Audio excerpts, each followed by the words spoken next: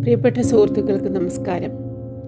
വേലുണ്ണിക്കുറുപ്പിൻ്റെ ഭൂതകാലത്തെക്കുറിച്ച് ശ്രീധരൻ അറിയുന്നതിൽ കൂടുതൽ കൃഷ്ണനുണ്ണിക്കറിയാം. അതുകൊണ്ട് തന്നെ പഴയ വിൽപ്പത്രം മാറ്റി സ്വത്തുക്കളെല്ലാം ശ്രീധരനും സുഖുവിനും ഭദ്രയ്ക്കും മാത്രമായി എഴുതാൻ ആവശ്യപ്പെട്ടപ്പോൾ അതിൽ നിന്ന് പിന്തിരിപ്പിക്കാൻ ശ്രമിക്കുകയാണ് ഉണ്ണി. സരസ്വതിയമ്മ പണ്ട് ചെയ്തതൊന്നും മറക്കാനും പൊറുക്കാനും ഈ സുഖമില്ലാതെ കിടക്കുന്ന അവസ്ഥയിലും കുറുപ്പ് തയ്യാറാകുന്നില്ല. സരസ്വതി അമ്മയിലോ ശങ്കുണ്ണി നായരിലോ ഒതുങ്ങുന്നില്ല സ്വത്തുമോഹികളുടെ എണ്ണം. സ്ഥലത്തെ എംപിയും ഹോട്ടൽ രാജാവും പുലാവ് നൂറി എന്ന അതിമനോഹരമായ ബീച്ച് കൈക്കലാക്കാൻ വേണ്ടി പദ്ധതിയിടുകയാണ്. സ്വത്തുമോഹികൾ ഒരിക്കലും കുറയില്ലല്ലോ ഒരു കാലത്തും. എല്ലാവരും സമീപിക്കുന്നത് ഉണ്ണിയെ. താനെങ്ങനെ ഇതിൽ വന്ന് പെട്ടു എന്ന് അതിശയിക്കുകയാണ് ഉണ്ണി. വായിക്കാം അവകാശികളുടെ 3-ാം ഭാഗത്തിൻ്റെ 2-ാം അധ്യായം. പ്രിയപ്പെട്ട സുഹൃത്തുക്കളെ, ഒരു റിക്വസ്റ്റ് ഉണ്ട്. നിങ്ങൾ ഈ നോവൽ കേൾക്കുമ്പോൾ നിങ്ങൾക്ക് തോന്നുന്നത് എന്താണോ അത് നിങ്ങൾ കമൻ്റായിട്ട് എഴുതണമെന്ന് ഞാൻ അപേക്ഷിക്കുകയാണ്. വായനയിലേക്ക് കടക്കാം. ശ്രീധരൻ്റെ കാറ് പോയിട്ടും വാതിൽക്കൽ തന്നെ നിന്നു തെല്ലിട. മനസ്സിൽ സ്വല്പം വല്ലായ്മ തോന്നിയിരുന്നു. ശ്രീധരൻ ഉലഞ്ഞിരിക്കുന്നു. കണ്ണുകൾ ഈറനാവുന്നത് മുൻപൊരിക്കലും കണ്ടിട്ടില്ല. രാജിയെക്കുറിച്ച് ആലോചിക്കുമ്പോൾ ഉള്ളു വല്ലാതെ നീർന്നുണ്ടാവും. അതോടൊപ്പം ഭാസിയുടെ ശല്യവും. കുറുപ്പിൻ്റെ ആരോഗ്യമാണെങ്കിൽ ഉത്കണ്ഠക്കിട നൽകി തുടങ്ങിയിട്ടുണ്ട് താനും. ആകപ്പാടെ ചീത്തക്കാലത്തിൻ്റെ തുടക്കം പോലെയുണ്ട്. ആലോചിക്കുമ്പോഴൊരു വിമ്മിഷ്ടം. തനിക്കൊന്നും ഉണ്ടായിട്ടല്ല, തന്നെ ബാധിക്കുന്ന കാര്യങ്ങളുമല്ല. എങ്കിലും ശ്രീധരനെ പോലെ ഒരു നല്ല മനുഷ്യൻ ഇതൊന്നും അർഹിക്കുന്നില്ലെന്ന് തോന്നൽ. അല്ലെങ്കിൽ അർഹിക്കുന്നവർക്കല്ലല്ലോ ആപത്ത് വരുന്നത്. നെടുവീർപ്പിട്ട് മുറിയിലേക്ക് നടന്നു. 2 അടി നടന്ന് തിരിഞ്ഞ് ഇടനാഴിയിലേക്ക് കയറി. പ്രിയയുടെ മുറിയുടെ വാതിൽ പാതി ചാരിയിരിക്കുന്നു. അകത്തുനിന്ന് അടക്കിപ്പിടിച്ച ചിരി കേൾക്കാനുണ്ട്. എത്തി നോക്കിയപ്പോൾ പ്രിയയും ജിമ്മും കൂടി നിലത്ത് ചമ്രം പിടഞ്ഞിരുന്ന് എന്തോ കളിക്കുകയാണ്. പാമ്പും കോണിയുമാണെന്ന് തോന്നുന്നു. പ്രിയ ജയിക്കുകയാവണം, അല്ലെങ്കിൽ അവളിങ്ങനെ ചിരിക്കില്ല. തോറ്റൽ കരച്ചിൽ തുടങ്ങും. വീണ്ടും തിരിഞ്ഞു നടന്നപ്പോൾ കാറിൻ്റെ ഒച്ച കേട്ടു. കരുണനായിരിക്കും. നിന്ന് ചെവിയോർത്തു. ഒച്ച അകന്നുപോയി. ദാത്തോക്രാമത്ത് റോഡിലൂടെ വല്ല ലോറിയും പോയതായിരിക്കും. കരുണൻ നേരത്തെ വന്നാൽ നേരത്തെ കുറുപ്പിൻ്റെ അവിടെ പോകാമായിരുന്നു. കരുണൻ പറഞ്ഞാൽ ഭാസി കേൾക്കുമോ? താൻ പറയുന്നത് കരുണന് സ്വീകാര്യമാകുമോ? വ്യക്തമായി പറഞ്ഞാൽ സമ്മതിക്കുമായിരിക്കും. നേരും നെറിയും തൻ്റെയിടവുമുള്ള കൂട്ടത്തിലാണ് കരുണൻ. പക്ഷേ അതിനേക്കാൾ കീറാമുട്ടിയാണ് ഭാസിയോടുള്ള കൂറ്. അചഞ്ചലമാണ്. അതാണൊരു കീറാമുട്ടി. മടക്കി വെച്ചിരുന്ന ചാരുകസേര നിവർത്തിയിട്ട് അതിൽ കിടന്നു. ഇന്നിനി കുറിപ്പുകൾ എഴുതലുണ്ടാവില്ല. എഴുതാനിരിക്കുമ്പോഴേക്കും കരുണൻ വരും. കരുണനെ എങ്ങനെയെങ്കിലും പറഞ്ഞ് സമ്മതിപ്പിക്കണം. ഭാസിക്കും അതാണ് നന്മ. ഹോക്കിൻ്റെ കാര്യം ശ്രീധരൻ പറഞ്ഞത് ശരിയാണെങ്കിൽ ഭാസി ചെയ്യുന്നത് വിഡ്ഢിത്തമാണ്. കരുണനും അത് ബോധ്യമാവും. പക്ഷേ ഭാസി വാശി പിടിച്ചു നിന്നാൽ, അങ്ങനെ വന്നാൽ ശ്രീധരൻ പറഞ്ഞതുപോലെ കരുണൻ ഭാസിയുടെ പങ്കിലായിരിക്കും. വേലുണ്ണിക്കുറുപ്പുമായി തെറ്റിപ്പിരിഞ്ഞപ്പോൾ ഭാസിയെ ഒപ്പം നിൽക്കാനുണ്ടായിരുന്നുള്ളൂ. ഭാസിയുടെ ഒറ്റപ്പിടുത്തം കൊണ്ടാണ് സൗദാമിനിയെ കല്യാണം കഴിച്ചു കൊടുക്കാൻ സരസ്വതി അമ്മ സമ്മതിച്ചത്. ഡോക്ടർ കുറുപ്പിന് ചേട്ടനെ ധിക്കരിച്ച് മകളെ കരുണന് കൊടുക്കാൻ മടിയുണ്ടായിരുന്നു, സ്വന്തം മരുമകനാണെങ്കിലും. എന്നാലും തരക്കേടിൽ നിന്ന് വെച്ചേനെ.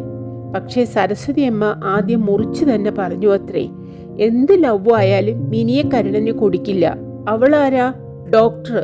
കരുണനോ നിസ്സാരനായ മരുന്ന് വിൽപ്പനക്കാരൻ. ഛേദം വരും. പക്ഷേ ഭാസി പിടിച്ച പിടിയാലെ നിന്നു. മിനിയെ കരുണന് കൊടുത്തേ ഒക്കൂ. കരുണൻ അതൊരിക്കലും മറക്കില്ല. നല്ല കാര്യമായാലും ചീത്ത കാര്യമായാലും ഭാസിയെ വിട്ട് നിൽക്കില്ല. അത് കണക്കാക്കി വേണം എന്തെങ്കിലും പറയാൻ. അല്ല, താനെങ്ങനെ ഇതിൽ വന്നു പെട്ടു? വേലുണ്ണിക്കുറുപ്പോ ഭാസിയോ കരുണനോ തനിക്ക് ആരുമല്ല.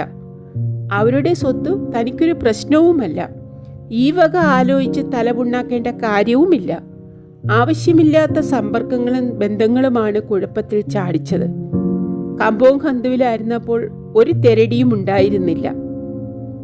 തഞ്ചോങ് ബസാറിൽ വന്നതാണ് തകരാറായത്. പ്രിയയെ ബോർഡിങ്ങിൽ വിടാമായിരുന്നു, അല്ലെങ്കിൽ മറ്റെവിടെയെങ്കിലും പോകാമായിരുന്നു. ശ്രീധരന്റെ വാക്ക് കേട്ട് ഈ സ്ഥലം വാങ്ങേണ്ടിയിരുന്നില്ല. പക്ഷേ അന്നങ്ങനെ തോന്നിയില്ല. സ്കൂളിന്റെ സൗകര്യവും അതേസമയം ഏകാന്തതയും ഒപ്പം കിട്ടുന്ന സ്ഥലമാണെന്ന് തോന്നി.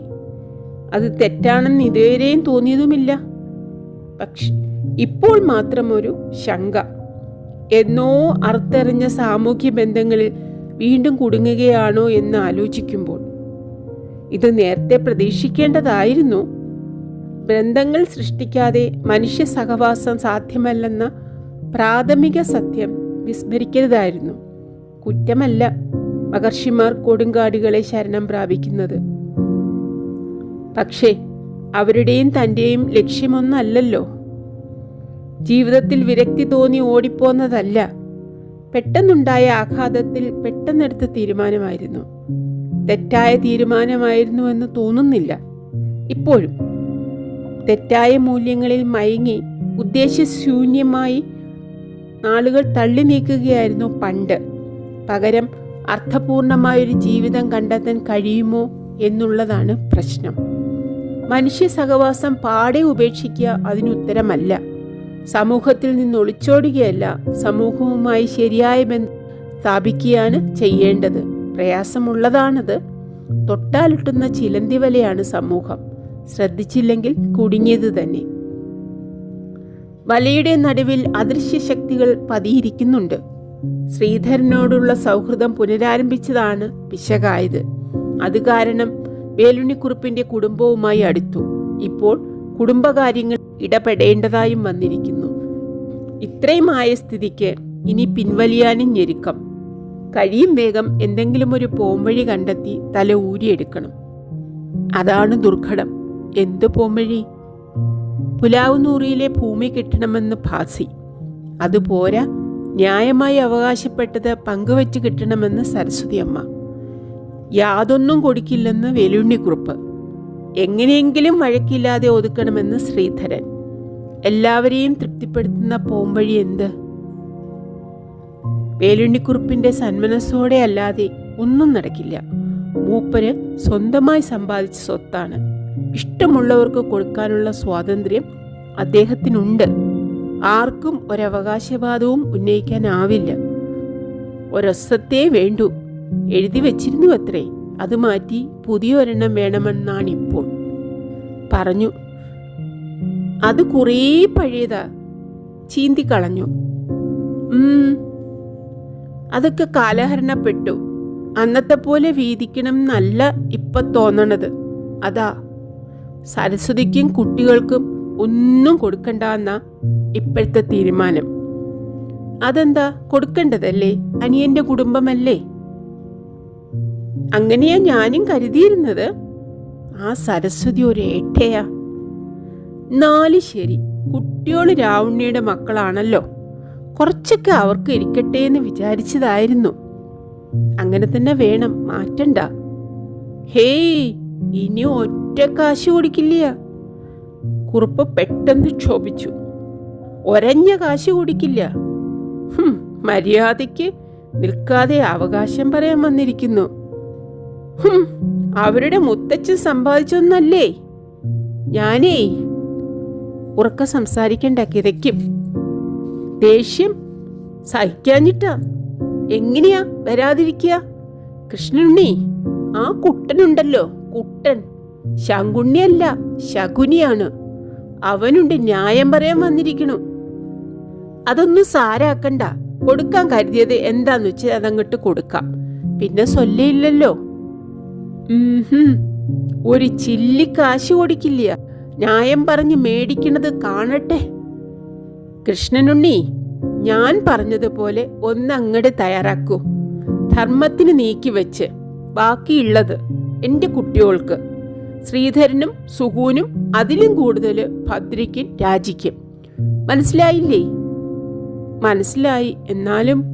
എന്നാൽ പിന്നെ ഒരു ഡ്രാഫ്റ്റ് തയ്യാറാക്കൂ. ഫുൾ പ്രൂഫ് ആവണം. ഫ്യൂച്ചർ ലിറ്റിഗേഷന് ഒരു പഴുതും വരാത്ത രീതിയിലും.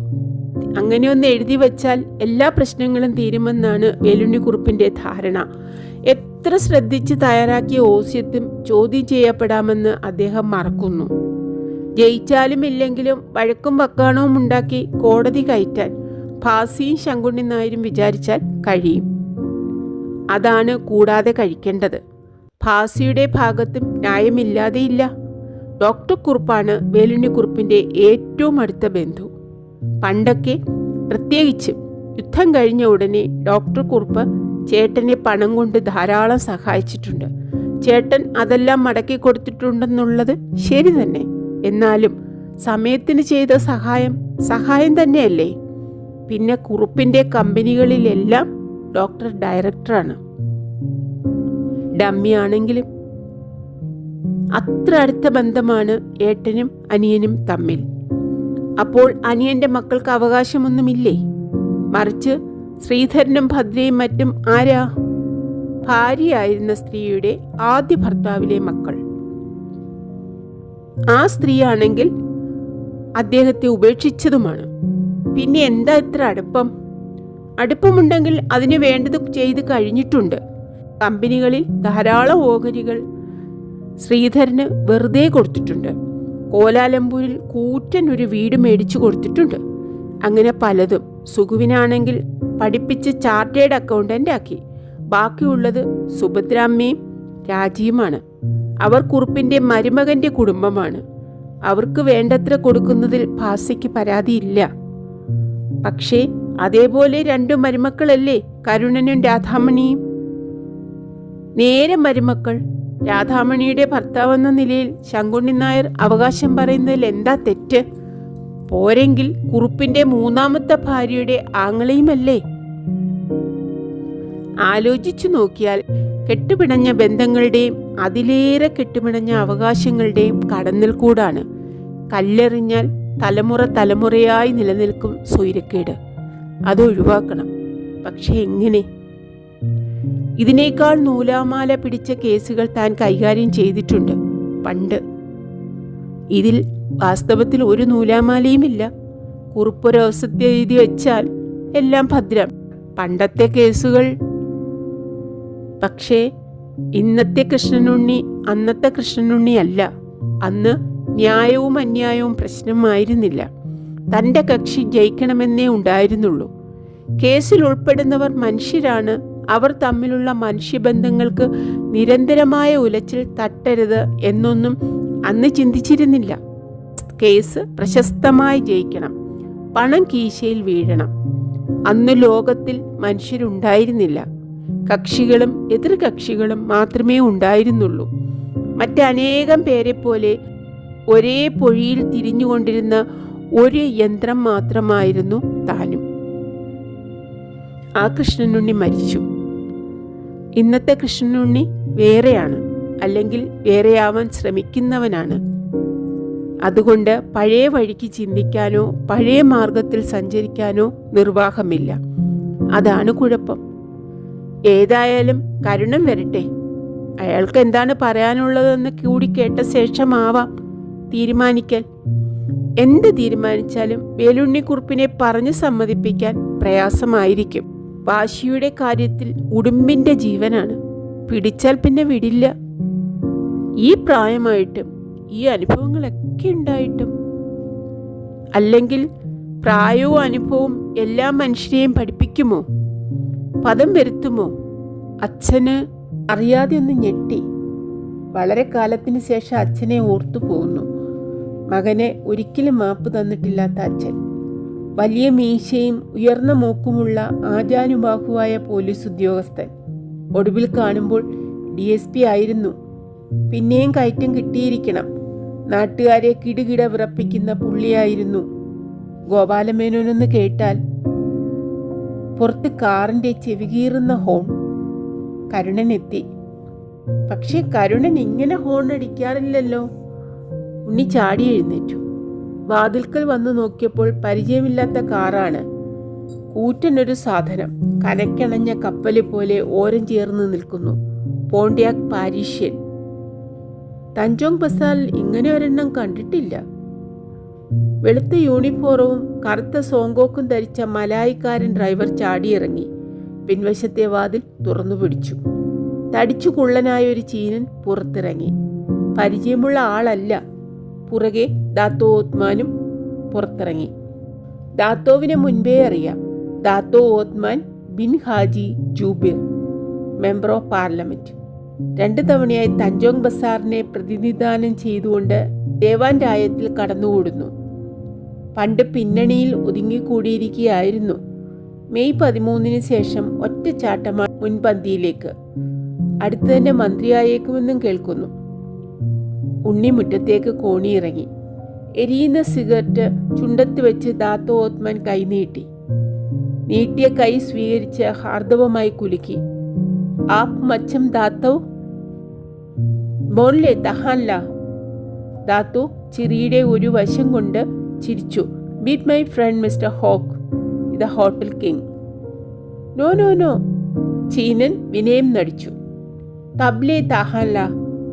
I am just a small time business man. Please to meet U.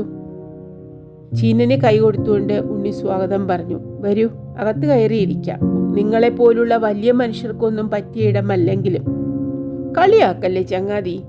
Dato ഓത്മാൻ അടുത്ത സ്നേഹിതനെ പോലെ ഉണ്ണിയുടെ തോളത്ത് കൈവച്ചു. കേട്ടോ ഹോക്ക്, ഈ മനുഷ്യൻ കോലാലംപൂരിൽ നിന്ന് ഓടിപ്പോന്നില്ലായിരുന്നുവെങ്കിൽ ഇന്ന് മന്ത്രിയാണ്, അല്ലെങ്കിൽ ജഡ്ജി. പക്ഷെ മൂപ്പരുടെ ലക്ഷ്യം കുറെ കൂടി ഉയർന്നതാണ്. സന്യസിച്ച് മോക്ഷം നേടി സ്വർഗത്തിലെ പ്രസിഡന്റ് ആവാനാണ് പ്ലാൻ. സ്വന്തം ഫലിതത്തിൽ സ്വയം രസം നുണച്ചിറക്കിക്കൊണ്ട് ദാത്തോ ഓത്മാൻ കുടുകിടാ ചിരിച്ചു. ഹോക്കും ഒട്ടും കുറയാത്ത വീറോടെ ചിരിയിൽ പങ്കുചേർന്നു. ചിരിക്കുമ്പോൾ ചീനന്റെ ശരീരം ആകെ കുലുങ്ങിയിരുന്നു, ദീപയിൽ വെള്ളം തുളുമ്പുന്ന പോലെ. കേട്ടോ മിസ്റ്റർ ഉണ്ണി, ചീനൻ ഫലിതം വലിച്ചു നീട്ടാൻ ശ്രമിച്ചു. സ്വർഗത്തിലെ പ്രസിഡന്റ് ആവുമ്പോൾ ഞങ്ങളെയൊക്കെ ഓർക്കണേ. അതിപരിചയം ഭാവിച്ചുകൊണ്ടുള്ള ഈ പറച്ചിൽ അസുഖകരമായി തോന്നി. അത്ര അടുത്ത സുഹൃത്തുക്കളല്ലെങ്കിൽ ഔപചാരികമായി പെരുമാറാനാണ് തനിക്കിഷ്ടം, പണ്ടും ഇപ്പോഴും. കണ്ടുമുട്ടുമ്പോഴേക്കും ഉറ്റ ചങ്ങാത്തം നടിക്കുന്നത് അന്തസ്സില്ലാത്തതും ആത്മാർത്ഥതയില്ലാത്തതുമാണ്. അവിടെയും ഹോട്ടൽ പണിയാനുള്ള പ്ലാനുണ്ടോ? ദാത്തോ ഓത്മാൻ മറ്റൊരു ഫലിതം പൊട്ടിച്ചു. പക്ഷേ സ്വർഗമല്ല പറ്റിയ സ്ഥലം, നരകമാണ്. അധികം പേരും അങ്ങോട്ടാണല്ലോ പോകുന്നതും.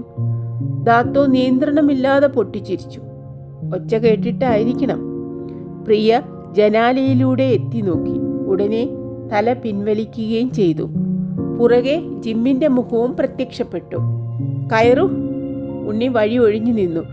ഈ പൊരിവെയിലത്ത് നിന്നാൽ സ്വർഗവും നരകവും തിരിച്ചറിയാത്ത നിലയിലാവും. ദാത്തോ പിന്നെയും പൊട്ടിച്ചിരിച്ചു. ശരിയാണ്, 4 മണിയായിട്ടും വെയിലിൽ എന്തൊരു ചൂട്. ദാത്തോ ഓത്മാനാണ് മുമ്പേ കയറിയത്. വലിയ ഭാരിച്ച ശരീരം മലായിക്കാരെ സംബന്ധിച്ചിടത്തോളം അസാധാരണം. എലിക്കുഞ്ഞുങ്ങളെ പോലെയുള്ള മറ്റു മലായിക്കാരോട് താരതമ്യപ്പെടുത്തുമ്പോൾ ദാത്തോ ഓത്മാൻ ഒരു ബെഗനാണ്. അയഞ്ഞ ബാത്തിക് ഷർട്ടും തടിച്ച പത്തേമാരി പോലെയുള്ള ഷൂസും ഉള്ളതിൽ കൂടുതൽ വലിപ്പം തോന്നിപ്പിക്കുന്നുണ്ട്. ദാത്തോവിന്റെ ഒപ്പം നിൽക്കുമ്പോൾ ഹോക്ക് ഒന്നുകൂടി കുള്ളനായതുപോലെയുണ്ട്. തകിലിന്റെ കുറ്റിയോടാണ് സാദൃശ്യം. ഒച്ചയും തകിലിൻ്റേത് തന്നെ. വളരെ നല്ല സ്ഥലം. വരാന്തയിൽ കടന്നപ്പോൾ ഹോക്ക് പറഞ്ഞു. മുഖസ്തുതിയാണെന്ന വസ്തുത ഒളിച്ചു വെക്കാൻ കൂടി ശ്രമിക്കാതെ അദ്ദേഹം തുടർന്നു. എനിക്കിങ്ങനെ ആർഭാടമില്ലാത്ത വീടുകൾ ഇഷ്ടമാണ്. എനിക്കും. ദാത്തോ യോജിച്ചു. കേട്ടോ മിസ്റ്റർ ഉണ്ണി, ഞാൻ ഇന്നും ഉള്ളുകൊണ്ട് ആ പഴയ നാടൻ കർഷകനാണ്. അതുകൊണ്ട് പുതിയ വലിയ വീട്ടിൽ താമസിക്കുമ്പോൾ എനിക്ക് വിമ്മിഷ്ടം തോന്നും. പക്ഷേ നിവൃത്തിയില്ലല്ലോ. മന്ത്രിമാരും അംബാസിഡർമാരും അടക്കം വലിയവർ കയറി വരുന്ന സ്ഥലമല്ലേ. കുറച്ചെങ്കിലും ഗമ പാലിക്കാതെ ഒക്കില്ലല്ലോ. പക്ഷേ അന്ത്യകാലത്ത് ഞാൻ ഇതുപോലെ ഒരു അത്താപ്പ് വീട്ടിലേക്ക് മടങ്ങും. കേട്ടപ്പോൾ വെറുപ്പ് തോന്നി. വോട്ട് പിടിക്കാൻ ഇറങ്ങുമ്പോൾ മാത്രമാണ് ദാത്തോ ഓത്മാൻ പഴയ കർഷകനായി ഭാവിക്കാറുള്ളതെന്ന വസ്തുത ആർക്കാണ് അറിയാത്തത്? മൂപ്പരുടെ കൊട്ടാര സദൃശ്യമായ വീടിനെയും അതിലെ അലങ്കാര വസ്തുക്കളെയും മറ്റും വിസ്തരിച്ചുകൊണ്ടുള്ള ഒരു ലേഖനം സൺഡേ മെയിലിൽ പ്രത്യക്ഷപ്പെട്ടിട്ട് ഏതാനും ആഴ്ചകളെ ആയിട്ടുള്ളൂ. 5-6 കൊല്ലം മുമ്പ് വരെയും നിസ്സാര ശമ്പളം പറ്റിയിരുന്ന ഒരു സർക്കാർ ഉദ്യോഗസ്ഥൻ സ്വന്തം അധ്വാനം കൊണ്ടും മിടുക്കുകൊണ്ടും ലക്ഷപ്രഭുവായി തീർന്ന കഥ വായിച്ചിട്ടുള്ള ചിരി ഇപ്പോഴും അടങ്ങിയിട്ടില്ല. ഇരിക്കൂ, കൃഷ്ണനുണ്ണി ക്ഷണിച്ചു. കുടിക്കാൻ എന്തെങ്കിലും? പോലെ, നല്ല ദാഹമുണ്ട്. ദാത്തോ ഇരിക്കുന്നതിന് മുമ്പ് ജനാലയിലൂടെ തൊടിയിലേക്ക് നോക്കി. തെങ്ങല്ലേ നിൽക്കുന്നത്? അപ്പോൾ ഇളനീരുണ്ടെങ്കിൽ അതാവട്ടെ. ചായയും കപ്പിയും വേണ്ട. എന്തു പറയുന്നു ഹോക്ക്? അതെ അതെ, അത് മതി. Coconut water is good for your daughter എന്നല്ലേ പാട്ട്? ദാത്തോ ചിരിച്ചു. മലയാളിലും ഏതാണ്ട് ഇങ്ങനൊരു പാട്ടുണ്ട്, എനിക്ക് ഓർമ്മ വരുന്നില്ല. ഹോക്ക് വഴക്കം പോലെ ചിരിച്ചു. കൃഷ്ണനുണ്ണി ചിരിയിൽ പങ്കു ചേർന്നില്ല. ഇളനീർ കൊണ്ടുവരാൻ പുറപ്പെട്ടപ്പോൾ ചുമരി ചാരി നിന്നിരുന്ന ജിം പറഞ്ഞു, ഗുരു ഇരിക്കൂ, ഞാൻ ഏർപ്പാട് ചെയ്യാം. ജിം അപ്രത്യക്ഷപ്പെട്ടപ്പോൾ വലിച്ചിരുന്ന സിഗരറ്റ് കുത്തിക്കെടുത്തിക്കൊണ്ട് ദാത്തോ ഓത്മാൻ ചോദിച്ചു, സ്വാപ്പ ഒറാങ്ങിനി ഹിപ്പി ക്യാരക്ടർ? പേര് ജിം ഹോപ്പ്മാൻ എന്നാണ്. കൃഷ്ണനുണ്ണി ഇരുന്നു. കോലാലംപൂരിലെ അമേരിക്കൻ ബാങ്കിന്റെ ബ്രാഞ്ച് മാനേജറുടെ ബന്ധുവാണ്. അയാളോ? അയാളെ ഞാനറിയും. ദാത്തോ ഇടത് കൈയിൽ വിടാതെ പിടിച്ചിരുന്ന ടിന്നിൽ നിന്നൊരു സിഗരറ്റ് പുറത്തെടുത്തു. വല്ലാത്ത പുള്ളിയാണ്. ഞങ്ങളുടെ ഹജ്ജ് കമ്മിറ്റി കപ്പൽ വാടകയ്ക്കെടുക്കാൻ ഓവർ ഡ്രാഫ്റ്റിന് സമീപിച്ചപ്പോൾ വലിയ പലിശ നിരക്ക് ആവശ്യപ്പെട്ടു. 12%. പിന്നെ ഹോക്ക് മുഖാന്തരം ഓവർസീ ചൈനീസ് കൊമേഴ്സ്യൽ ബാങ്കിൽ നിന്നെടുത്തു വെറും 7%. മലായ് സംരംഭങ്ങളെ ആവുന്നത്ര സഹായിക്കണമെന്നാണ് ഞങ്ങളുടെ നയം, ഹോക്ക് മഹാമനസ്കതയോടെ പറഞ്ഞു. ഈ രാജ്യത്ത് ചൈനീസ് മലായി മൈത്രി നിലനിൽക്കണമെങ്കിൽ മലായിക്കാരുടെ സാമ്പത്തിക നില ഉയരണം, അല്ലാതെ പറ്റില്ല.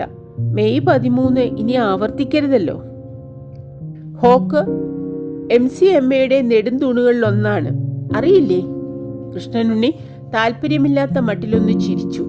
ചീനൻ പറയുന്നത് കേട്ടാൽ അവനേക്കാൾ വലിയ ദേശസ്നേഹിയും മഹാമനസ്കനുമില്ലെന്ന് തോന്നും. അവൻ കൈനീട്ടുന്നത് ധൃതരാഷ്ട്ര ആലിംഗനത്തിനാണെന്ന് പാപം മലായിക്കാരൻ അറിയുന്നില്ല. വിചിത്രമാണ് ഈ നാടിൻ്റെ സ്ഥിതി. നാട് മലായിക്കാരൻ്റേത്, ഭരിക്കുന്നതും അവൻ തന്നെ. പക്ഷേ സ്വത്തും സമ്പത്തും മുഴുവനേ ചീനക്കാരുടെ കയ്യിലാണ്. അതുകൊണ്ട് ഫലത്തിൽ രാജ്യം അവരുടേത്. അധ്വാനശീലരായ ചീനരുടെ സമ്പദ് സമൃദ്ധി കാണുമ്പോൾ അലസരായ മലായിക്കാർക്ക് അസൂയ. സുഖിയന്മാരും മടിയന്മാരുമായ മലായിക്കാർ നാട് ഭരിക്കുന്നത് കണ്ട് ചീനർക്ക് സഹികേട്. ജനസംഖ്യയിൽ ഏതാണ്ട് തുല്യർ ഇരുവരും. പൊട്ടിത്തെറിക്ക് വേറെ എന്തു വേണം? മെയ് 13 ഒരു തുടക്കം മാത്രമാണ്. നമ്മുടെ സ്നേഹിതന് രാഷ്ട്രീയം അരോചകമാണ്, ദാത്തോ ഓത്മാൻ ഹോക്കിനോട് പറഞ്ഞു. നാം വോട്ട് പിടിക്കാൻ വന്നതല്ലല്ലോ, അതുകൊണ്ട് കാര്യത്തിലേക്ക് കടക്കാം. ഓക്കെ, ചീനൻ ചിരിച്ചുകൊണ്ട് യോജിച്ചു. താങ്കൾ തന്നെ പറയൂ. ദാത്തോ ഓത്മാൻ ഉടനെ വിഷയത്തിലേക്ക് പ്രവേശിച്ചുവെങ്കിലും ഇളനീര് കുടിച്ച് ദാഹം തീർത്ത ശേഷമേ കാതലിൽ സ്പർശിച്ചുള്ളൂ. ഗ്ലാസ് താഴെ വെച്ച് അടിയിൽ പറ്റിപ്പിടിച്ചു കിടക്കുന്ന കഴമ്പ് തനി നാടൻ മട്ടിൽ വിരൽ കൊണ്ടെടുത്ത് വായിലിട്ട് ചവയ്ക്കുന്നതിനിടയിൽ അദ്ദേഹം പറഞ്ഞു, ചുരുക്കം പറഞ്ഞാൽ മറ്റൊന്നുമല്ല, സപ്തതി ആഘോഷങ്ങളുടെ ചുമതല മുഴുവൻ മിസ്റ്റർ ഉണ്ണി ഏറ്റെടുക്കണം. വേണ്ടുന്ന സഹായങ്ങൾ കമ്മിറ്റി അംഗങ്ങൾ ചെയ്യും. എല്ലാത്തിനും മുൻപേ വേണ്ടത് പണമാണല്ലോ, അതിനെപ്പറ്റി പരിഭ്രമിക്കേണ്ട. പണം പിരിക്കേണ്ട ചുമതല ഹോക്ക് ഏറ്റിരിക്കുന്നു. തീർച്ചയായും, ഹോക്ക് തലകുലുക്കി. പണം പ്രശ്നമേ അല്ല, ആഘോഷം ക്ഷേമമാവണം. മിസ്റ്റർ കുറുപ്പിന്റെ മഹത്വത്തിന് യോജിച്ച നിലയിൽ നടത്തണം. ഞാൻ തഞ്ചോങ് ബസാറുകാരനല്ലെങ്കിലും ഇനി ഇവിടുത്തുകാരനായി കണക്കാക്കാം. ഞാൻ എളുപ്പത്തിൽ മറുപടി തരാം. കൃഷ്ണനുണ്ണിയുടെ സ്വരം ഉറച്ചതായിരുന്നു. ഇങ്ങനെയുള്ള ചുമതലകളിൽ നിന്ന് ഒഴിഞ്ഞു നിൽക്കാനാണ് എൻ്റെ ആഗ്രഹം. നിങ്ങളുടെ ആഗ്രഹം ഞങ്ങൾ തള്ളിക്കളഞ്ഞിരിക്കുകയാണ്. ദാത്തോ പൊട്ടിച്ചിരിച്ചു. ഞങ്ങൾ തള്ളിയാൽ പിന്നെ അപ്പീലില്ല, അല്ലേ ഹോക്ക്? അങ്ങനെ ഒഴിയരുത്. ഹോക്ക് നയത്തിൽ കൂടി. അയാളുടെ ഇടുങ്ങിയ കണ്ണുകൾ ശിശുക്കളുടേതുപോലെ നിഷ്കളങ്കത കൈക്കൊണ്ടിരുന്നു. വായിൽ വിരലിട്ടാൽ കടിക്കാനറിയാത്ത ഭാവമായിരുന്നു മുഖത്താകപ്പാടെ. നിങ്ങളെ വിശ്വസിച്ചാണ് ഞങ്ങൾ ഇരിക്കുന്നത് തന്നെ. ഞാൻ വ്യസനിക്കുന്നു, എനിക്ക് കഴിയില്ല. അങ്ങനെ പറഞ്ഞാൽ പറ്റില്ല. ഹോക്ക് പുളിനീറിനെ പോലെ പിടിച്ചു. ഈ കാര്യത്തിന് ഇത്ര പറ്റിയ മറ്റൊരാളെ ഞങ്ങൾക്ക് കാണാനില്ല. നോക്കൂ, ദാത്തോവിന് 100 തിരക്കാണ്. കാണാൻ കിട്ടുന്നത് തന്നെ പ്രയാസം. എന്നിട്ടും കമ്മിറ്റിയുടെ അധ്യക്ഷനായിരിക്കാമെന്ന് ഏറ്റു. എൻ്റെ കാര്യം പിന്നെ പറയണ്ടല്ലോ. ഓടി നടത്തമാണ് എപ്പോഴും. ഇന്ന് കോലാലംപൂരില്, നാളെ സിംഗപ്പൂരില്, മറ്റന്നാൾ ഹോങ്കോങ്ങില്. പലയിടത്താണല്ലോ ബിസിനസ്. കഷ്ടകാലത്തിന് ഇവിടെയും ഒരു ഹോട്ടൽ പണിയാൻ തുടങ്ങി. ഇതാ ദാത്തോവിന്റെ നിർബന്ധമാണ് കാരണം. അല്ലെങ്കിൽ ഈ ഉറക്കം തൂങ്ങിയ ചെറിയ പട്ടണത്തിൽ. അതിനെന്താ? ദാത്തോ ഇടയ്ക്ക് കയറി പറഞ്ഞു. നിങ്ങൾക്ക് യാതൊരു നഷ്ടവും വരില്ല. 5 കൊല്ലത്തിനുള്ളിൽ പണം വാരി തുടങ്ങാനും സാധിക്കും. ഇതൊരു ടൂറിസ്റ്റ് കേന്ദ്രമാവും. നോക്കിക്കോളൂ. ആവുമായിരിക്കാം, ഹോക്ക് പരിഭവ സ്വരത്തിൽ തുടർന്നു. പക്ഷേ പാർട്ട്ണർമാർക്ക് ബോധ്യം വരുന്നില്ല. ടൂറിസം വികസിപ്പിക്കാൻ വേണ്ടതെല്ലാം സർക്കാർ ചെയ്യുമെന്ന് പറഞ്ഞിട്ട് ഇതുവരെ ചെറുവിരൽ അനക്കിയിട്ടും കൂടിയില്ല. നോ നോ നോ, ദാത്തോത്മാൻ പ്രതിഷേധിച്ചു. നിങ്ങൾക്കറിയില്ല, അമ്നോ കമ്മിറ്റിയുടെ പ്രമേയത്തിന്റെ അടിസ്ഥാനത്തിൽ പ്രാഥമിക നടപടികൾ എടുത്തു കഴിഞ്ഞിട്ടുണ്ട്.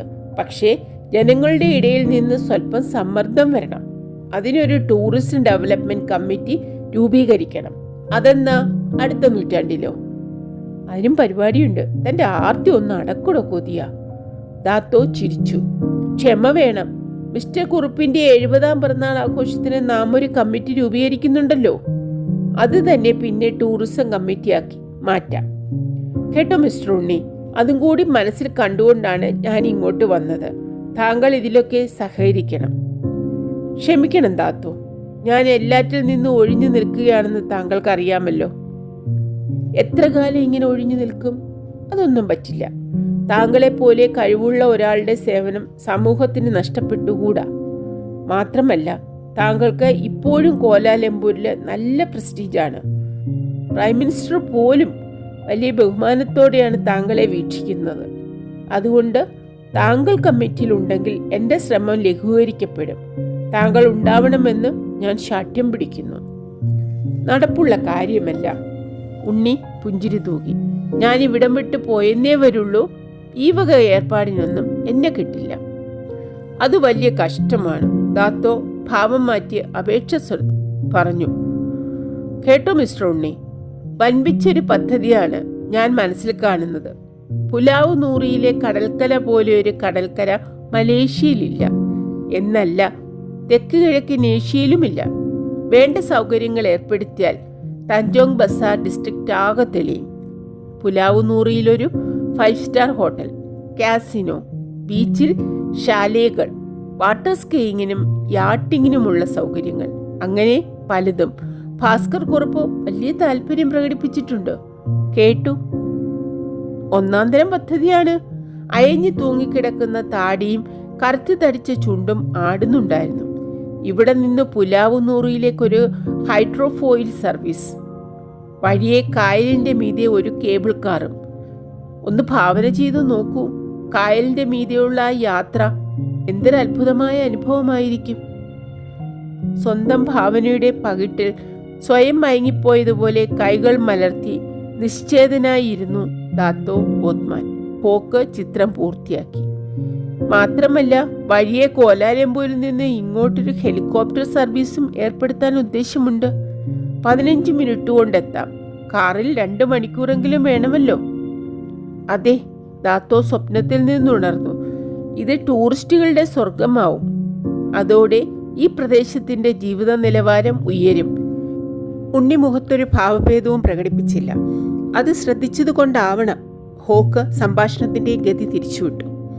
അതുപോട്ടെ ദാത്തോ, വരാനിരിക്കുന്ന കാര്യമാണല്ലോ. സമയം വരുമ്പോൾ മിസ്റ്റർ ഉണ്ണി സഹകരിക്കാതിരിക്കില്ല. നമ്മളെക്കാൾ അറിവുള്ള ആളാണല്ലോ. നമുക്ക് തൽക്കാലത്തെ കാര്യം ചർച്ച ചെയ്യാം. ഉണ്ണി പുറത്ത് കാണിക്കാതെ ലഘുവായൊരു പുഞ്ചിരി തൂകി.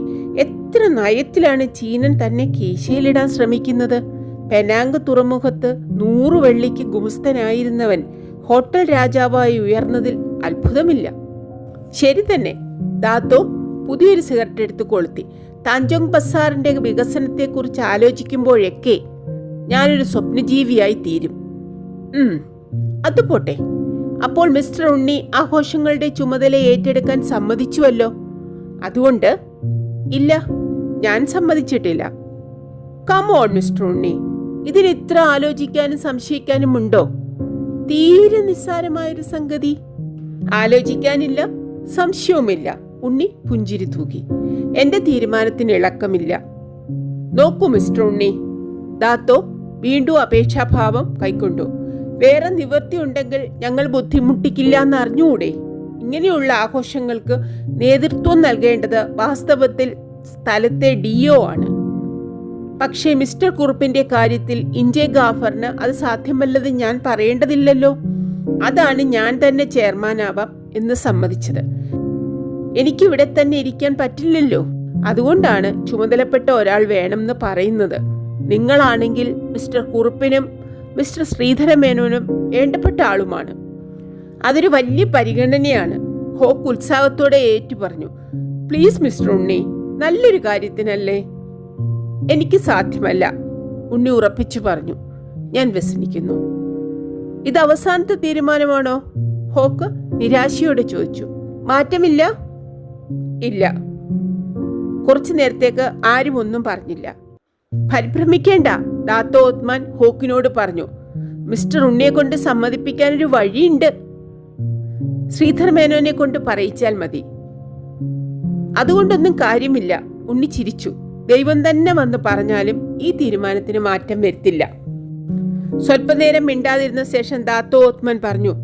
ശരി, അങ്ങനെയെങ്കിൽ അങ്ങനെ. പക്ഷെ ടൂറിസ്റ്റ് കമ്മിറ്റിയുടെ കാര്യത്തിൽ ഞാൻ വിട്ടുതിരില്ല, അത് തീർച്ച. ഉണ്ണി വീണ്ടും പുഞ്ചിരി തൂകി. അതപ്പോൾ കാണാം. ഇപ്പോഴെന്തിനു ചിന്തിക്കുന്നു എന്ന മട്ടിൽ. ഞാൻ ഇപ്പോഴേ പറഞ്ഞിരിക്കുന്നു. ദാത്തോ ചൂണ്ടുവിരൽ ഉയർത്തി. ഒഴിവു കഴിവൊന്നും സ്വീകരിക്കില്ല. ആഘോഷം കഴിഞ്ഞാലുടൻ ടൂറിസം കമ്മിറ്റി രൂപീകരിക്കും. അതിലുണ്ടായേ പറ്റൂ. മിസ്റ്റർ കുറുപ്പിനെ പറഞ്ഞ് സമ്മതിപ്പിക്കാൻ മിസ്റ്റർ ഉണ്ണിക്കേ കഴിയൂ. അത് പിന്നീടല്ലേ? ഹോക്ക അക്ഷമയോടെ ഇടയ്ക്ക് ചാടി വീണു. പതുക്കെ ആലോചിക്കാം. മിസ്റ്റർ ഉണ്ണിയെ നാം ഇതിൽ കൂടുതൽ മെനക്കെടുത്തുന്നത് ഭംഗിയല്ല. നമുക്ക് ഇനിയും പലയിടത്തും പോകാനുണ്ടല്ലോ. കൃഷ്ണനുണ്ണി ചീനനെ സൂക്ഷിച്ചു നോക്കി. ദാത്തോ എന്തോ അബദ്ധം പൊട്ടിച്ചതുപോലെ ഒരു അസുഖം, ഒരു അസംതൃപ്തി അയാളുടെ കൊഴുത്തു പരന്ന മുഖത്ത് ദൃശ്യമായിരുന്നു. ടൂറിസം കമ്മിറ്റി രൂപീകരിക്കുന്നതിന്റെ പിറകിലുള്ള യഥാർത്ഥമായ ഉദ്ദേശം ദാത്തോ ആലോചനയില്ലാതെ വെളിപ്പെടുത്തിയതാവാം സംഗതി. കമ്മിറ്റിയും പദ്ധതിയും സ്വപ്നമൊക്കെ ബെഡായിയാണ്. വാസ്തവത്തിലുള്ള ലക്ഷ്യം പുലാവ് നൂറി കൈക്കലാക്കുകയാണ് എന്നത് പകൽ വെളിച്ചം പോലെ വ്യക്തം. അതെ അതെ, പലയിടത്തും പോണം. ദാത്തോ എഴുന്നേൽക്കുന്നതിന് പ്രാരംഭമായി പുതിയൊരു സിഗരറ്റ് കൊളുത്തി. സൗകര്യമുണ്ടെങ്കിൽ മിസ്റ്റർ കുറുപ്പിനെ ഒന്ന് കാണണം. മിസ്റ്റർ കുറുപ്പിന് അല്പം സുഖമില്ലെന്നും കേട്ടു, ഉണ്ണി പറഞ്ഞു. അതെയോ? എന്നാൽ തീർച്ചയായും പോയി കാണണം. എന്തു പറയുന്നു ഹോക്ക്? തീർച്ചയായും. ശരി മിസ്റ്റർ ഉണ്ണി. ദാത്തോ എഴുന്നേറ്റു. താങ്കൾ പിടിവാശി ഒടുവിൽ ഉപേക്ഷിക്കൂ എന്ന് തന്നെയാണ് എന്റെ പ്രത്യാശ. Thank you. അതെ, ചീനൻ പിന്താങ്ങി. ഞാനും അങ്ങനെ തന്നെ പ്രതീക്ഷിക്കുന്നു. ഉണ്ണി പുഞ്ചിരി തൂക്കുക മാത്രം ചെയ്തു. ദാത്തോവിനെ യാത്രയാക്കി കോണി കയറാൻ ഭാവിക്കുമ്പോൾ മുകളിൽ നിന്നൊരു കാർ തുപ്പൽ കേട്ടു. ജിം ജനാലയ്ക്കിൽ നിൽക്കുന്നു. ഭംഗി ബ്ലഡി ഷിറ്റ്. ജിം വീണ്ടും കാറ് തുപ്പി. Blood sucking leeches. Watch your language Jim. ഞാൻ മാപ്പ് ചോദിക്കുന്നു ഗുരു, ചീത്ത ഭാഷ ഉപയോഗിച്ചതിന്. എന്റെ ചോര തിളയ്ക്കുകയാണ്. പ്രശാന്ത സുന്ദരമായ ഈ പ്രദേശത്തെ നരകമാക്കാനുള്ളതാണ് ഇവരുടെയൊക്കെ പദ്ധതി. ഉണ്ണി മറുപടി പറയാതെ കോണി കയറി. ഗുരു സഹകരിക്കാഞ്ഞത് ഉത്തമമായി. പക്ഷെ ഞാനായിരുന്നുവെങ്കിൽ 4 വാക്ക് പറഞ്ഞേനെ. അതുകൊണ്ട് എന്താ നേട്ടം ജിം? ഉണ്ണി തലയാട്ടി. ആരെന്ത് പറഞ്ഞാലും അവരുദ്ദേശിച്ചത് അവർ നടത്തും. ദാത്തോവിന്റെ കയ്യിൽ അധികാരമുണ്ട്, ഹോക്കിന്റെ കയ്യിൽ പണവും. രണ്ടുപേരും സ്വാർത്ഥികളാണ്. സംഗതി ധാരാളം ലാഭമുള്ളതുമാണ്. അപ്പോൾ പിന്നെ തല വെട്ടി പണയം വെച്ചാലും നടത്തും. നാട്ടുകാരുടെ കണ്ണിൽ പൊടിയിടാൻ വികസനം എന്നൊരു വാക്കുമുണ്ടല്ലോ. ഈ വികസനമാണ് മനുഷ്യന്റെ ശവക്കുഴി തോണ്ടുന്നത്. ജിം താടി തലോടി. ഇത്രയും വലിയൊരു ശാപം വേറെയില്ല എന്ന് പറയാൻ ഞാൻ തയ്യാറില്ല. ഉണ്ണി കസേരയിലിരുന്നു. അവികസിത നാടുകൾക്ക് സാമ്പത്തിക വികസനവും വ്യവസായവത്കരണവും ആവശ്യമാണ്. ദാരിദ്ര്യം തീരാൻ അതേ ഒരു വഴിയുള്ളൂ. അത് മറ്റ് ദാരിദ്ര്യങ്ങളിലേക്ക് വഴിവെക്കുകയുള്ളൂ. ആത്മീയ മൂല്യങ്ങളുടെ ക്ഷയത്തിനും.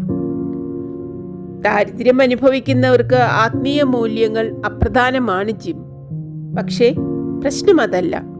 ഈ വികസനമൊക്കെ ഏതാനും പേരുടെ കീശ വീർപ്പിക്കാനേ ഉപയുക്തമാവൂ എന്നുള്ളതാണ്. ഇതിന്റെ ഗുണം പൊതുവെ ജനങ്ങൾക്ക് കിട്ടുമെങ്കിൽ എനിക്ക് ആക്ഷേപമില്ല. ഈ സ്വർഗഭൂമി നരകമായാലും ദാരിദ്ര്യം അനുഭവിക്കുന്നതിന് സ്വർഗഭൂമിയും നരകമാണ് ജിം. ഉണ്ണി ചിരിച്ചു. ജിമ്മിനത് മനസ്സിലാവില്ല. ജിം ഭൗതിക സമ്പത്ത് മൂലം ആത്മീയ മരുഭൂമിയായി തീർന്ന അമേരിക്കയിൽ നിന്നാണ് വരുന്നത്. കിഴക്കൻ നാടുകളിൽ ആത്മീയത വേണ്ടുവോളമുണ്ട്. പക്ഷേ അതുകൊണ്ട് വയറ് നിറയില്ല. വയറ് നിറയ്ക്കലാണ് ഇവിടുത്തെ മുഖ്യമായ ആത്മീയ പ്രശ്നം. അത് ഗുരുവാദത്തിന് വേണ്ടി പറയുകയല്ലേ? അല്ല, സത്യം പറഞ്ഞാൽ കിഴക്കൻ നാടുകളിൽ ഇപ്പോൾ യഥാർത്ഥമായ ആത്മീയ മൂല്യങ്ങളൊന്നും നിലവിലില്ല. ആത്മീയത പോലും കച്ചവട ചരക്കായി തീർന്നിരിക്കുകയാണ്. ജിമ്മിന് അത് വഴിയേ മനസ്സിലാവും. ഇന്ത്യയിൽ പോലും. ഇന്ത്യയിലാണ് മുഖ്യമായും സംഭവിച്ചിട്ടുള്ളത്. അത് ഞാൻ നേരിട്ട് കണ്ടാലേ വിശ്വസിക്കൂ. ശരി, കാണാൻ പോകുന്ന പൂരമാണല്ലോ. ചോദിക്കാൻ മറന്നു, യാത്രയുടെ കാര്യം എന്തായി? ഒന്നും തീരുമാനിച്ചിട്ടില്ല. അശോകിന്റെ പ്ലാൻ എന്താണെന്ന് അറിഞ്ഞിട്ട് വേണം. ഗുരു, ഞാനൊരു കാര്യം ചോദിക്കട്ടെ? ചോദിച്ചോളൂ. ജിം പറയാൻ ശങ്കിക്കുന്നത് പോലെ തോന്നി. അല്ലെങ്കിൽ വേണ്ട, പിന്നീടാവാം. എന്താത്? ഒന്നുമില്ല, ചോദിച്ചോളൂ. ജെട്ടിയിൽ നിന്ന് നോക്കിയാൽ കാണുന്ന ദ്വീപിന്റെ കാര്യമല്ലേ ഇവർ പറഞ്ഞിരുന്നത്? അതെ. ജിം ആദ്യം ചോദിക്കാൻ ഉദ്ദേശിച്ചത് ഇതല്ല എന്നത് വ്യക്തമായിരുന്നു. ഈ ചീനനും ഭാസ്കർ കുറുപ്പും അദ്ദേഹത്തിന്റെ കഷണ്ടിത്തലയൻ അമ്മാവനും ഇന്ന് രാവിലെ അവിടെ പോയി വരുന്നത് കണ്ടു. ഉവ്വ്, ഞാൻ ജെട്ടിയിൽ ഉണ്ടായിരുന്നു. അങ്ങനെയോ? ഉണ്ണി കസേരയിൽ ചാഞ്ഞിരുന്ന് കൈകൂപ്പി ചുണ്ടത്ത് വെച്ച് വിരലുകൾക്കിടയിലൂടെ ഊതി. അപ്പോൾ ഭാസിയും ശങ്കുണ്ണി നായരും തുനിഞ്ഞിട്ട് തന്നെയാണ് പുറപ്പെട്ടിരിക്കുന്നത്. സ്ഥലം നോക്കാൻ വരെ പോയിരിക്കുന്നു. കാര്യം ഇത്രത്തോളം എത്തിയത് ശ്രീധരൻ അറിഞ്ഞിട്ടുണ്ടോ ആവോ? കലഹം ഏതാണ്ട് ഉറച്ചതാണെന്ന് തോന്നുന്നു. കുറുപ്പാണെങ്കിൽ ഒരു വിട്ടുവീഴ്ചയ്ക്കും തയ്യാറില്ല. വാശി കൂടി വരുന്നത് പോലെയാണ്. ശങ്കുണ്ണി നായർ അവിവേകമായി എന്തെങ്കിലും പറഞ്ഞിരിക്കും. അല്ലെങ്കിൽ ഇത്രത്തോളം നിർബന്ധം പിടിക്കില്ല. അവറ്റയ്ക്ക് ഒറ്റ കാശ് കൊടുക്കില്ല. എല്ലാം എൻ്റെ കുട്ടികൾക്ക്. 10-25 ലക്ഷം വെള്ളിയെങ്കിലും വിലമതിക്കുന്ന വസ്തുവകകളുണ്ട്. ബിസിനസ് വേറെ, മറ്റ് കമ്പനികളിലെ ഓഹരികൾ, ബാങ്ക് നിക്ഷേപങ്ങൾ തുടങ്ങി പിന്നെയും പലതുമുണ്ട്. 4/1 ദാനത്തിന് നീക്കി വെച്ചാലും ബാക്കിയുള്ളത് ചില്ലറയാണോ? എല്ലാം എൻ്റെ കുട്ടികൾക്ക്, പ്രത്യേകിച്ചും ഭദ്രയ്ക്കും രാജിക്കും. ഭദ്ര മഹാസാധുവാണ് ട്ടോ ഉണ്ണി. ഒരു കാര്യപ്രാപ്തിയും ഇല്ലാന്ന് അറിയാലോ. രാജി കുട്ടിയാണേ. അവരുടെ കാര്യം ആലോചിച്ച എനിക്ക് എപ്പോഴും വിഷമം. അങ്ങനെ വിഷമിക്കാൻ എന്താ? ശ്രീധരനില്ലേ അവരുടെ കാര്യം നോക്കാൻ? എന്നാലും സമാധാനമില്ല. എന്താന്ന് വെച്ചാലേ, ഭദ്രയുടെ കാര്യത്തിൽ എൻ്റെ റെസ്പോൺസിബിലിറ്റി വളരെ വലുതാണ്. ഞാനാണ് അവളുടെ ജീവിതം നശിപ്പിച്ചത്. അതാലോചിക്കുമ്പോൾ എനിക്കിപ്പോഴും അതൊക്കെ എന്നേ കഴിഞ്ഞതില്ലേ. നീ എന്തിനാ ആലോചിക്കണത്? ആലോചിക്കാതെ എങ്ങനെയാ? ഇപ്പൊ പോരങ്ങൾ കണ്ടില്ലേ രാജിക്കും. അതാലോചിച്ചും വിഷമിക്കേണ്ട കാര്യമില്ല. കുട്ടിയെല്ലാം വേഗം മറക്കും. ചെറുപ്പമല്ലേ. എന്നാലും ബാക്കിയുള്ളവർക്ക് മനസ്സിന് വിഷമില്ലാതിരിക്കുവോ? ഇനി എന്തെങ്കിലും പറ്റണതിന് മുമ്പ് അവളെ ആരെയെങ്കിലും പിടിച്ച് ഏൽപ്പിക്കണം. ആരെയെങ്കിലും പോരാ, നല്ലൊരാളെ തന്നെ വേണം. ശ്രീധരനോട് ഞാൻ പറഞ്ഞിട്ടുണ്ട്. അത് കാണാൻ എനിക്ക് യോഗം ഉണ്ടാവോ? നിശ്ചയില്ല. ഉണ്ടാവും. താൻ ചിരിക്കുന്നു. കല്യാണം കഴിഞ്ഞ് പേരക്കിടാവിനെ കാണാനും കൂടി യോഗം ഉണ്ടാവും. നോക്കിക്കോളൂ. ദൈവം കണ്ടു. കുറുപ്പ് കൈകൾ മലർത്തി കണ്ണുകൾ മേൽപോട്ടാക്കുന്നു. എനിക്ക് കുട്ടിയുടെ മുഖത്ത് നോക്കാൻ തന്നെ വയ്യ. ഏതായാലും ശ്രീധരനും ഉണ്ണിയും കൂടി അവളുടെ ചുമതല ഏൽക്കണം. ശ്രീധരൻ തന്നെ ധാരാളമാണല്ലോ, പിന്നെ ഞാനെന്തിനാ? അതല്ല, ഒരാളുടെ ബുദ്ധിയേക്കാൾ നല്ലതാണല്ലോ രണ്ടുപേരുടെ. വേറെ ആരോടും ആലോചിക്കാതെ ചെയ്തത് കൊണ്ടാ ഭദ്രയുടെ കാര്യത്തിൽ എനിക്ക് ഇത്ര വലിയ അബദ്ധം പറ്റിയത്. ഇനി അത് പറ്റരുത്. പെൺകുട്ടികൾ വളർന്നാൽ പിന്നെ അവരെ ഒരാളെ ഏൽപ്പിക്കുന്നത് വരെ വയറ്റിൽ തീയാ. ഉണ്ണിക്ക് അതിപ്പം മനസ്സിലാവില്ല. പക്ഷേ പ്രിയക്കുട്ടി വലുതാവുമ്പോൾ മനസ്സിലാവും. പെണ്ണെവിടെയാണ്? ഒച്ചയനക്കും കേൾക്കുന്നില്ലല്ലോ. ഉണ്ണി തല പൊക്കി നോക്കി ചെവി ഓർത്തു. അകത്തുനിന്ന് അടക്കിപ്പിടിച്ച ചിരി കേൾക്കാനുണ്ട്. ജിം വീണ്ടും കളിക്കാൻ കൂടിയിരിക്കും. വലുതാവുമ്പോൾ 10 വയസ്സ്. ഇനിയങ്ങോട്ട് എടുത്തു വെച്ചതുപോലെയാണ് വലുതാവുക. 4-5 കൊല്ലം കഴിയുമ്പോഴേക്കും കുട്ടിയല്ലാതായി തീരും. പിന്നെ പെട്ടെന്ന് സ്ത്രീയായി വളരും. വളർന്ന പ്രിയയുടെ രൂപം സങ്കല്പിക്കാൻ നോക്കി. പറ്റുന്നില്ല. കുട്ടിയായി മാത്രമേ അവളെ കാണാൻ പറ്റുന്നുള്ളൂ. പക്ഷേ അവൾ എന്നും കുട്ടിയായിരിക്കില്ലല്ലോ. അവളുടെ ഭാവിയെപ്പറ്റി ആലോചിച്ചു തുടങ്ങേണ്ട സമയമായി. ഇനി അങ്ങോട്ടാണ് അമ്മയുടെ അഭാവം അനുഭവപ്പെടുക. ഇതേവരെ ഇല്ലാതിരുന്ന പ്രശ്നങ്ങളാണല്ലോ ഇനി നേരിടേണ്ടി വരിക. അമ്മയെന്ന് പറയുന്നവൾ. ഡാഡി, പ്രിയ ഇടനാഴിയിൽ നിന്ന് നീട്ടി വിളിച്ചു. എന്താ? ആച്ചി പറയണു ചായ റെഡിയെന്ന്. ഓക്കേ. കൈയും കാലും കുടഞ്ഞെഴുന്നേറ്റു. കോട്ടുവായിട്ട് നടക്കാൻ ഭാവിക്കുമ്പോഴേക്കും പ്രിയ ഒറ്റക്കാലിൽ തുള്ളിച്ചാടിയെത്തി. കയ്യിൽ പിടിച്ചു. പതിവില്ലാത്ത വിധത്തിൽ അവളെ വാരിപ്പൊക്കിയെടുത്ത് മാറോടണച്ച് 2 കവിളത്തും ഉമ്മ വച്ചു.